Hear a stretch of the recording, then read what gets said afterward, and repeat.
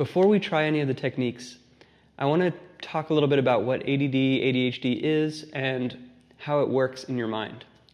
ADD and ADHD are defined as attention deficit disorder and attention deficit hyperactivity disorder. Essentially, it's implying that you have a lack of attention. The truth is, you don't have a lack of attention. You have just as much attentional energy as anybody else. The problem that you have with ADHD and ADD is a lack of the ability to control the attention. I know this because I used to struggle with ADD myself. My teachers in elementary school wrote letters to my parents saying that they thought that I was mentally handicapped. This was before people started being diagnosed with ADD, ADHD. I would never pay attention in class. I'd fall asleep. I'd make mazes, doodling mazes on my desk.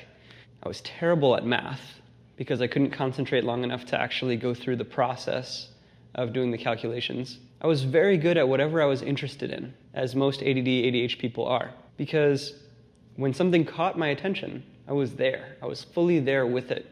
I got really into it. And if something didn't catch my attention, I wasn't into it at all. There's a Facebook group called I Have ADHD, Hey Look, a Bird. I think that really encapsulates what ADD, ADHD is like. The mind gets pulled away from wherever you're trying to keep it by any stimulus that arises. And the more powerful the stimulus, the more powerful it pulls your mind away. That's why ADHD students have such trouble sitting down in class and end up getting up and doing whatever they want. That's why people like me end up as serial entrepreneurs rather than building one business for a long period of time. For me, I found that my time window is about 2 years. I do something for 2 years, then I get bored. I start doing something else for 2 years, I get bored of that. When you have ADHD, your mind is just jumping from thing to thing to thing to thing, never really staying settled or concentrated in one particular thing. This is actually a symptom that everyone has to some extent. ADHD is really a spectrum. Some people are very ADHD or ADD, and some people are just a little bit ADD or ADHD. But everyone has it to some extent. Everyone's mind jumps around. Ancient Buddhists called this the monkey mind. The mind being like a monkey jumping around from thing to thing. That actually happens to everyone in meditation. That's how I know that everyone has a little bit of ADHD. But people who struggle with it just have it to an extreme. Meditation is the practice of taming that monkey, taming the monkey mind, letting it settle down so that it can concentrate on one thing.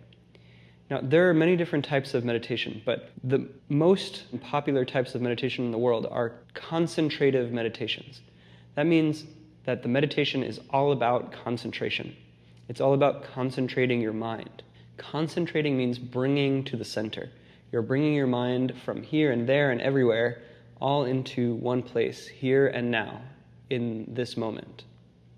Bringing it from wherever it's wandering in the past and the future, in memories and in anxieties, bringing it here and now.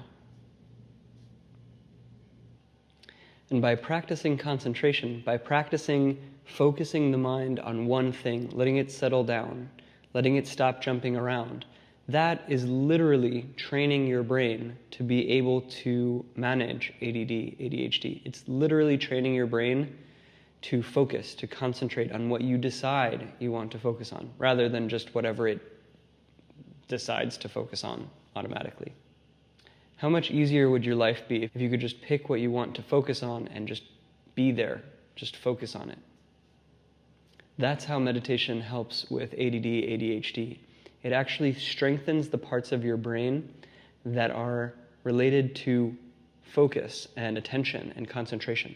There's a concept in neuroscience called neuroplasticity, which means that your brain actually adjusts and adapts based on how you use it. It actually grows when you exercise it. Just like a muscle, if you lift weights for your arms, if you do curls, your arms get stronger, your muscles grow, and your biceps grow. If you do squats, your legs get stronger. If you practice meditation, the parts of your brain that are focused on attention, concentration, and focus, those parts of your brain actually get stronger and grow. In ancient China, they had a depiction of meditation as taming the wild ox. A wild ox, that's your mind, running all over the place, And meditation is the process of taming it and getting it under your control. So that's what we're going to be doing in this course. I'm going to be walking you through some of the exercises that really helped me in my personal life and has helped people that I've worked with as well who have ADD and ADHD. I'll tell you my story. When I was a kid, I had a very hard time focusing on anything. I couldn't pay attention to math because it took too long to go through the calculations.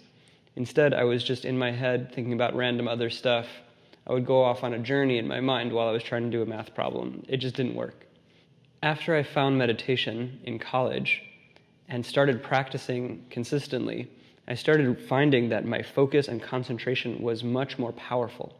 And one of the cool things that I found was that I could now do math. I actually went through Khan Academy and I did all the math starting from beginner level to calculus.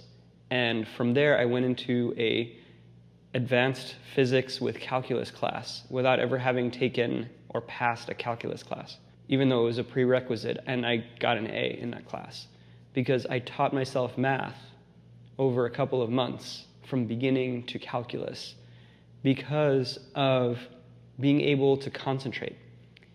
Now, here's the craziest thing about ADD, ADHD people. We're actually very intelligent. Highly, highly intelligent people.